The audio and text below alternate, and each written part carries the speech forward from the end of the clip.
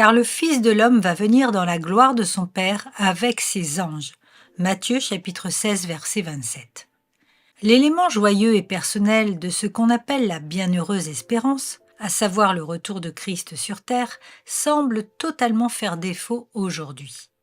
Si le désir ardent de la parousie s'est envolé, il doit y avoir des raisons, et je pense les connaître.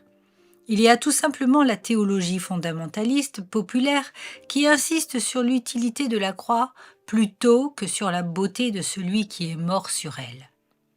La relation que l'homme sauvé vit avec Christ est davantage contractuelle que personnelle. On a tellement insisté sur l'œuvre de Christ qu'elle a fini par éclipser sa personne. On cultive l'idée que ce que Christ a fait pour moi est plus important que ce qu'il est pour moi. La rédemption est perçue comme une transaction commerciale que nous acceptons, et l'affaire est vidée de tout contenu émotionnel.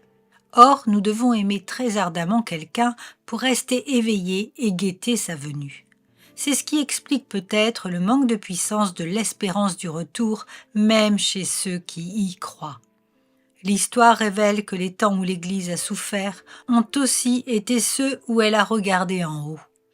La tribulation a toujours dégrisé le peuple de Dieu et l'a encouragé à attendre le retour de son Seigneur et même à le désirer ardemment.